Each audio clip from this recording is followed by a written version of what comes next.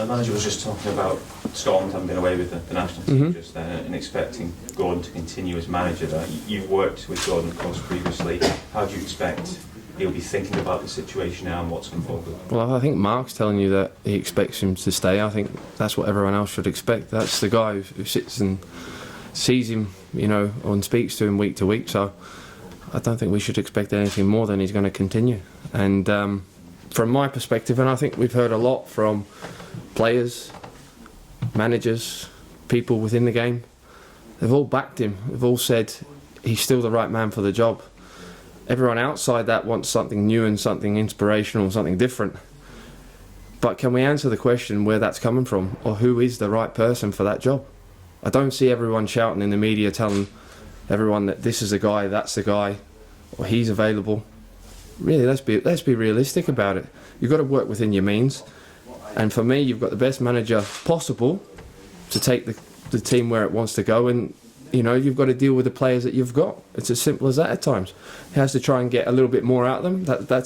He knows that, everyone else knows that. But in terms of trying to find someone else, be careful what you wish for. You're quite well placed because obviously you're an outsider, but you're kind of part of it here. Of course, yeah. I've been part of Scottish football on and off for probably about 13, 14 years. My mum and dad are Scottish, born and bred. Everyone else in my family is. From beyond that, I'm a first generation Australian. Played for my country, proud of it. But I'm still proud, to call Scotland, part of me as well, which it is clearly. Yeah. Well, from that though, do you get a view that perhaps people here are a bit too guilty of that knee-jerk? Change something without thinking through what that. I just think that's society today. I think if you look in any job in terms of football-wise now, we're quick to jump on, reaction. Don't get me wrong, results have to be better. Gordon will know that himself. He's probably the first man to. Well, he'll be certainly hurting the most. I definitely know that for sure. In terms of results, yeah. I mean, if results don't pick up, then ultimately, in the end of the day, if you're not getting the results through a long period of time, then there's always going to be questions asked. But in terms of trying to pick someone that's got the qualities that he has and is as qualified as him, if you can write me a list, then even one or two names, we're doing well at this moment in time. What's his strength and what's his big plus factor for you having worked? What do you see as his... I think the players themselves have spoke about it a lot in terms to you guys as a media, the players that play for him at Scotland now. He probably doesn't get them as much as what he would like, because he's definitely a hands-on sort of guy that likes to be on the training ground, on the grass, getting the best out of the players and obviously wanting them to do certain things. Now, at times when you play against better opposition and better quality, which, no question, that's no disrespect to Scotland, you do have that, you have to find other means and ways. That hasn't happened for them, and Scotland are going to have to find a way of trying to make that happen, whether it's Gordon in charge or whoever else is in charge. But in terms of his man management skills, along with Mark's as well, fantastic in terms of that, and in terms of their experience and what they bring. And I've been many a times in top level games, Champions League games with Gordon, and looking back in terms of what he wanted and what we needed at that moment was the right thing, because he knew we weren't as good as other teams, other players. So we needed to give a little bit more in different areas, and he's been trying to do that, I can imagine. But like the players have said, they've got to hold their hands up as well and take responsibility for it, because ultimately they are the ones who go out there. You can only give so much information as an individual and as a coach, and try and inspire as much as you can possible. Now, you might get a knee-jerk reaction in terms of bringing someone else in for 3-4 games, whatever it is, but ultimately you're going to be back to square one in terms of the personnel that you have, in terms of what difference are you going to bring tactically, in terms of what Gordon's doing. How can you become more expansive when you haven't got that type of quality to bring in, and make a difference. But look, everyone will have their own opinion on it, which everyone clearly does. And my opinion at the moment, like majority within the game, is that Gordon is still the best man for that job. As a man then who has been around the Scottish game for a long time, Scott, but also as an outsider looking. Yeah.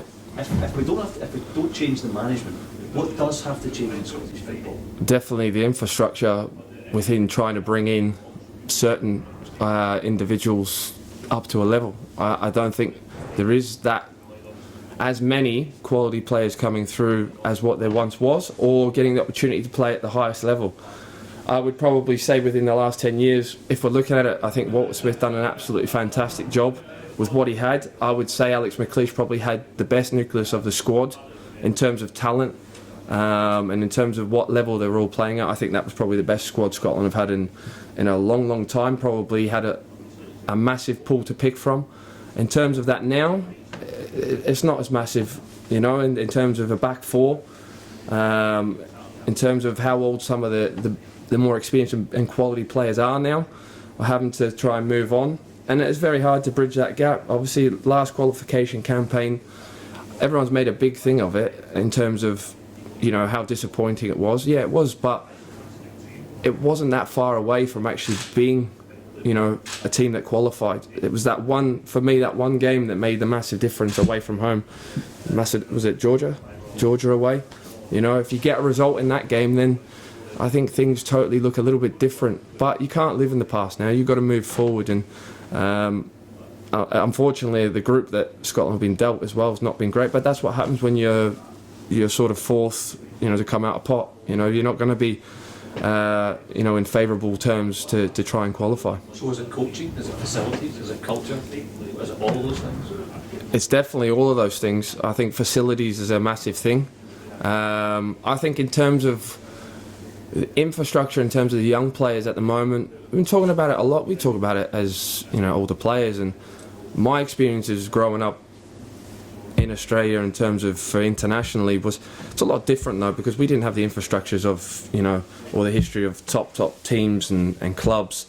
And in terms of the younger sort of Scottish national teams, like 15s, 16s, 17s, 18s, they need to be nurtured and they need to spend more time together for me. They need to be brought together a lot more, and that will take all the clubs getting together and having to agree that with the SFA and letting these things happen and letting them develop. I strongly believe if Scotland are going to be better, then these need to be developed and these players need to play with each other a lot more, and you have to have the right coaches in place in terms of trying to develop them and bringing a collectiveness, so whenever these groups do come together from that age all the way through, there is that sort of that gel and they know each other. And I just think in terms of if you want success, I think that's going to be the best way forward, because if you're just picking players here, there and everywhere and you expect it to happen within a week's time, it's just not going to work, because Scotland haven't got the talented pool to do that. Going to Saturday's game, obviously the last result was disappointing, but the factors behind it as well, your goal never was. Mm-hmm. How have you prepared for this game over the 2 weeks you've had to build up to it?